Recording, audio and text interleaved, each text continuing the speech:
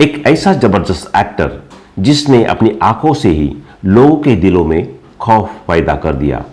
एक ऐसा शानदार कॉमेडियन जिसकी हर हरकत पर लोग पेट पकड़कर हंसा करते थे। एक ऐसी बेहतरीन शख्सियत का मालिक जिसने समाज के मिले प्यार को खुद बेहद खूबसूरत काम करके लौटाया। सदाशिव अमरापुरकर जब तक जिंदा रहे और फिल्मों में एक्टिव रहे, इंडस्ट्री ने उनको पलकों पर बिठाया। लेकिन जैसे ही मजबूरी के कारण सदाशिव को फिल्मों से दूर होना पड़ा, तो यही इंडस्ट्री उनसे मुंह फेर कर बैठ गई। सदाशिव अमरापुरकर का जन्म 11 मई 1950 को हुआ था। माता पिता ने इनका नाम रखा था गणेश कुमार। गणेश कुमार से ये सदाशिव अमरापुरकर कैसे बने, ये कहानी भी आपको आगे पता चलेगी। सदाशिव का जन्म महाराष्ट्र के अहमदनगर शहर के बिल्कुल पास मौजूद अमरापुर गांव में हुआ था। इनके घर के लोग व इनके दोस्त उन्हें तात्या कहा करते थे। क्रिकेट के शौकीन थे सदाशिव अमरापुरकर। स्कूलों के दिनों में सदाशिव को क्रिकेट खेलने का बहुत शौक था। क्रिकेट से इन्हें इतना लगाव था कि ये क्रिकेटर बनने के ख्वाब भी देखते थे। हालांकि स्कूल में होने वाले नाटकों में भी ये कभी कभार भाग ले लिया करते थे, पर उस वक्त किसे अंदाजा था कि भविष्य में इन्हें एक्टिंग ही करनी है। स्कूल के बाद जब इन्होंने अहमदनगर कॉलेज में दाखिला लिया, तो वहां के स्पोर्ट्स टीचर इस बात से खुश थे कि उनके कॉलेज में एक ऐसे लड़के ने दाखिला लिया जो बढ़िया बैटिंग करता है और धारदार लेग स्पिन गेंदबाजी भी करता है। और बदल गई सदाशिव अमरापुरकर की जिंदगी। चूंकि अहमदनगर कॉलेज में ही हर साल एक नाटक कंपटीशन का आयोजन भी किया जाता था, तो सदाशिव ने उसमें भी हिस्सा लिया। कॉलेज में होने वाले उस नाटक कंपटीशन में स्टूडेंट्स को ही नाटक लिखना और डायरेक्ट करना होता था। साथ ही एक्टिंग भी स्टूडेंट्स खुद ही किया करते थे। कॉलेज के उस नाटक में सदाशिव को एक कातिल का किरदार मिला था और इन्होंने वो किरदार इतने बढ़िया तरीके से निभाया कि इन्हें इस किरदार के लिए अवार्ड भी मिल गया। बस यही से गणेश कुमार उर्फ सदाशिव अमरापुरकर की जिंदगी बदल गई। इस तरह गणेश बने सदाशिव अमरापुरकर। पहले ही नाटक में अवार्ड मिलने के बाद सदाशिव को थिएटर में रुचि जाग गई। अब उनका ध्यान क्रिकेट से हटकर पूरी तरह थिएटर पर आ गया।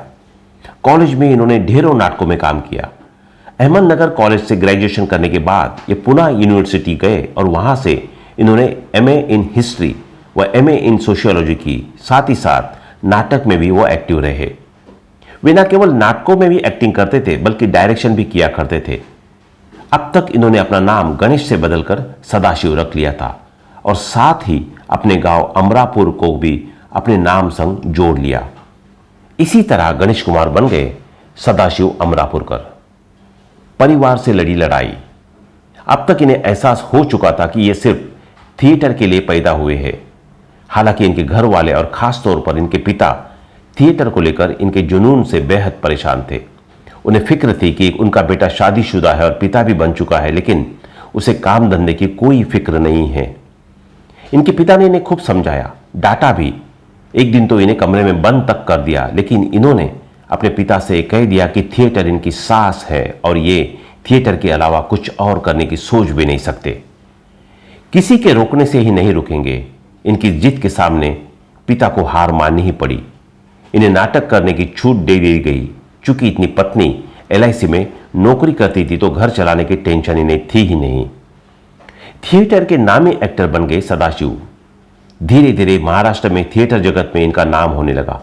इन्होंने महाराष्ट्र थिएटर प्रतियोगिता में भी कई अवार्ड जीते। ख्याति मिली तो इनके पास प्रोफेशनल थिएटर के ऑफर्स भी आने लगे। इस तरह प्रोफेशनल थिएटर का हिस्सा बनने के लिए सदाशिव मुंबई आ गए। प्रोफेशनल थिएटर से इन्हें काफी कमाई से मुंबई में आराम से अपना खर्च उठाने लगे। विजय तेंदुलकर ने दिया पहला रोल। मुंबई में ये महान नाटककार विजय तेंदुलकर के नाटक कन्यादान में काम कर रहे थे।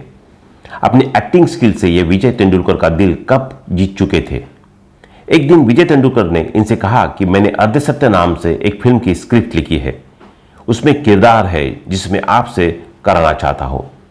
सदाशिव ने उनसे कहा कि आपको मैं कैसे मना कर सकता हूं।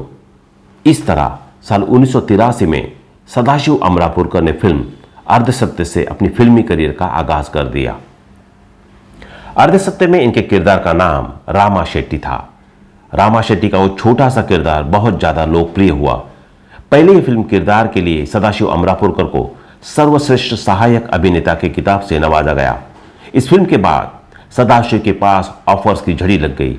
फिर इन्होंने कभी पीछे मुड़कर नहीं देखा। फिल्मों के साथ साथ सदाशिव ने टीवी पर भी कुछ बेहद दमदार किरदार किए। टीवी पर भी खूब किया काम।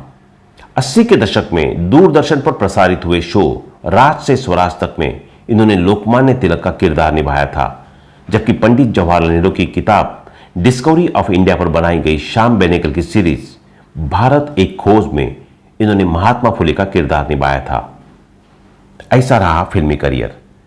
बात अगर फिल्मों की करें तो सदाशिव अमरापुरकर ने 300 से भी ज्यादा छोटी बड़ी हिंदी, मराठी व अन्य भारतीय भाषाओं की फिल्मों में काम किया था।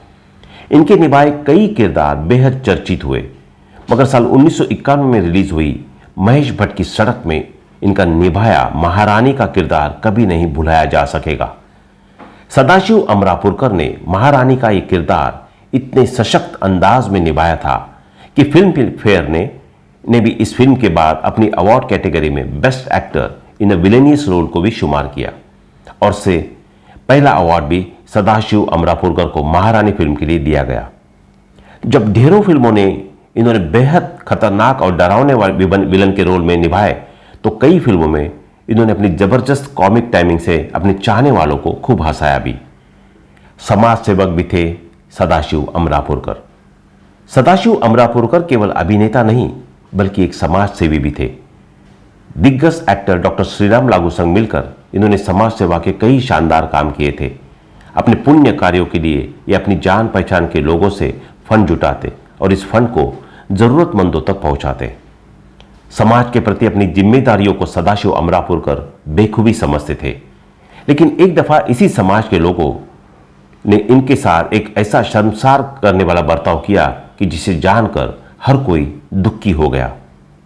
सदाशिव के साथ की गई हाथापाई साल 2013 के दौरान जब महाराष्ट्र के कई इलाके भयंकर सूखे की चपेट में थे और हर कोई बेहद परेशान था, तो स्थानिक प्रशासन और पुलिस लोगों से अपील कर रही थी कि पानी की बर्बादी ना करें और पानी बचाकर इस्तेमाल करें। इसी दौरान होली के मौके पर सदाशिव अमरापुरकर जी के पास वाली सोसाइटी में कुछ नौजवान लड़के लड़कियां पानी की बर्बादी करने के मशगूल थे। उन लोगों को जब पूरा दिन पानी बर्बाद करते हुए हो गया तो सदाशिव जी ने से रहा न गया। वो शाम के वक्त उन्हें समझाने और पानी की कीमत बताने के लिए चले गए, लेकिन नशे में धुत कुछ लड़कों ने इनके साथ अभद्रता करनी शुरू कर दी, यहां तक कि इन पर हाथ भी उठा दिया। हालांकि बाद में पुलिस ने आकर बीच बचाव करा दिया था। आखिरी फिल्म। करियर के आखिरी दिनों में सदाशिव अमरापुरकर की तबीयत खराब रहने की लगी थी, इसलिए धीरे धीरे इन्होंने खुद को फिल्मों से दूर कर लिया। पर चूंकि थिएटर से इन्हें बेइंतहा मोहब्बत थी तो इन्होंने थिएटर करना नहीं छोड़ा। अपने फिल्मी करियर के पीक पर रहने के दौरान भी ये बराबर थिएटर करते रहते थे। सदाशिव अमरापुरकर की आखिरी फिल्म थी 2013 में आई बॉम्बे टॉकीज। इस फिल्म में ये एक केमियो के नजर में आए थे। निजी जिंदगी। बात अगर इनके पारिवारिक जीवन की करें तो इनकी पत्नी का नाम सुनंदा करमारकर है। सुनंदा करमारकर इनकी बचपन की दोस्त भी थी। साल 1973 में इन दिनों दोनों का विवाह हुआ था। इन दिनों दोनों की एक बेटी है जिनका नाम है रीमा अमरापुरकर। रीमा अमरापुरकर डायरेक्शन के फील्ड में एक्टिव है। 3 नवंबर 2014 को फेफड़ों के कैंसर के चलते कोकिलाबेन धीरूभाई अंबानी हॉस्पिटल में सदाशिव अमरापुरकर की इलाज के दौरान मौत हो गई थी। और जैसा कि सदाशिव अमरापुरकर चाहते थे, उनका अंतिम संस्कार उनकी जन्मभूमि अहमदनगर में किया गया। आखिरी समय में बॉलीवुड ने सदाशिव को भुला दिया।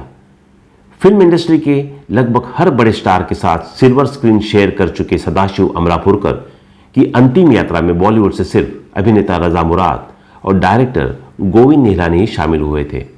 इससे आप अंदाजा लगा सकते हैं कि बॉलीवुड भी केवल चढ़ते सूरज को ही सलाम करने में विश्वास रखता है। कोई अभिनेता कितना टैलेंटेड है ये बात यहां मायने नहीं रखती। तो दोस्तों, अभी के लिए बस इतना ही। मिलते हैं अगले वीडियो में। तब तक आप अपना ध्यान रखिए। Bye bye.